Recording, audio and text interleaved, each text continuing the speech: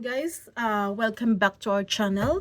And today's vlog is magluto po tayo guys ng fish cake or chikwa. Dito sa Japan, ang fish cake napakarami pong klase. Then isa ito sa klase ng fish cake, na which is tinatawag nila na chikwa. Chikwa, meaning to say bamboo stick. In Japanese term, chikwa. So yun. Ginawa nila ito na parang style is bamboo stick yun. May butas siya sa loob. Tapos, mayroon siyang grilled na kulay dyan. Then, since may butas siya, lalagyan po natin siya ng carrots. Para naman po may gulay. Actually, ang fish cake guys, is healthy food po yan. Gawa po yan galing sa isda. Ayan, tapos, rich in fiber siya. And also, marami siyang mga nutrients. So, yan.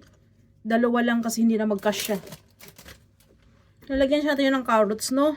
Para magkaroon siya ng gulay, guys. Pwede rin, ilagay natin is,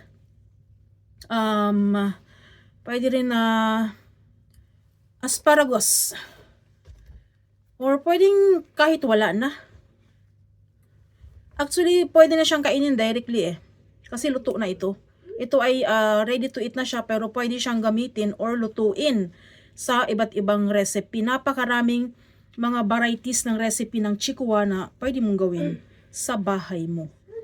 So, yun. Hindi siya, baga sa atin, mayroon tayong fishball, ganyan, kikiam. Dito sa Japan, wala kasing ganyan. Iba naman ang kailang paraan to preserve. No? Then, hindi siya maalat, guys. Ayaw magkasya ba? Hindi siya maalat. Manamis-namis ang kanyang lasa at ang kanyang texture ay masarap. So, ayan, guys. Nakalagay na ako ng 4 na piraso. Nalagyan na natin siya sa loob. Then, atin siyang ikat ng 1 bite size. 4 cut or 3 cut. 3? Pag 4 kasi, medyo maiksi na masyado. So, I will choose 3 cut. No? So, ayan po yung kanyang finished product. Then, as usual, I have here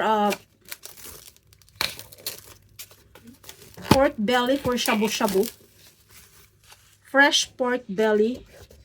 Desired for shabu-shabu. Gamitin po natin siya dito, guys. Yan, i-roll natin siya dito. I-roll mo lang. Wala kang ibang gagawin kundi i-roll mo lang siya. Ito po ay pang-ulam. Ayan. I-roll mo lang siyang ganyan. Very simple, home cook, home recipe. Kung mayroong home remedies, mayroon ding home recipe. Joke. Home recipe, original recipe is always the best. So, yun. Yung sobrang sahila na putol. So, yun. This one is for shabu-shabu na style ng slice ng pork. Marami ito sa, available ito lagi sa supermarket, yung ganitong slice. Kasi, maraming, mostly, ang ginagawa nila pag itong season is shabu-shabu. Kasi nga, winter. So, ayan guys. Ganyan lang siya. Then, i-continue ko lang ang process na ito. Then, watch until end guys kung ano ang lasa nito. First time natin gawin itong recipe na ito sa gamit ang ating seasoning. So, watch until end. So, ayan guys. I-grilled natin siya as usual. Sa inyo lagi napapanood sa mga vlogs ko.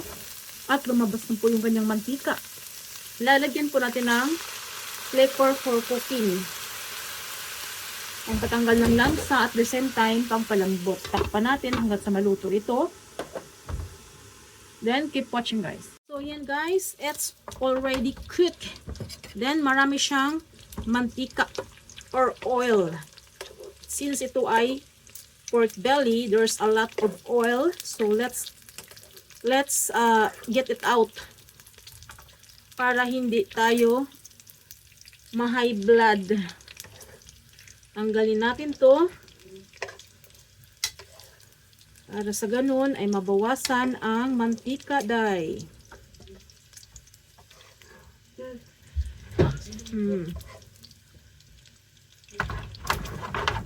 So, ayan. And slow medium fire lang, guys. Magkabilaan is dapat maluto. Kasi nga, mayroon tayo dyang sinama na meat.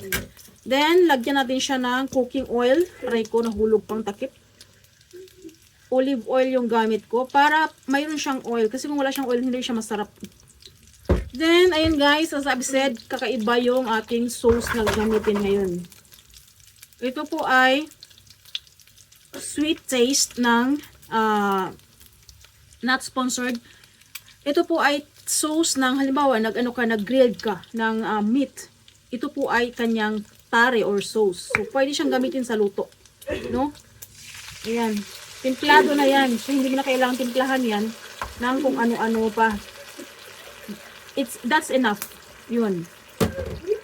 Then let's serve na po siya at sprinkled with. Ito ay barbecue sauce po, guys. In short, barbecue sauce. Japanese style barbecue sauce na sweet taste siya. Or amatare, amay tare. Tare meaning to say sauce, amay meaning to say sweet. So ang bango niya, oy. Amoy pa lang alam mo nang masarap. So ito na po. Okay? And this is ready to serve. Chikwa pork roll. So yun guys, let's finish our video here. This is katsu or bonito flakes, fish flake, okay? Flakes. Ito po ay isda, guys. Yan, tingnan niyo siya. Gumagalaw. It's moving because of the force of hot rice. This one is not for soup. This one is ready to eat kind of fish flake. Then on the top, guys, lagyan po natin siya ng ating niluto na chikwa pork roll. Yun. Chikwa pork roll rice ball. O, diba? Only on my kitchen. O, diba? Choke. So, ayan guys. Unique recipe. You can make it in your kitchen. Okay. This is one bite size or big size or whatsoever. Then on the top, let's put the sauce para magkaroon po siya ng lasa. Okay. So yan. This is it. And this is ready to serve at pwede na po maghapunan. Tara, kain na. Kainan lang. Walang tayo. Until here, bye-bye. Thanks for watching, guys. Thumbs up and also subscribe. Bye until here. Bye-bye.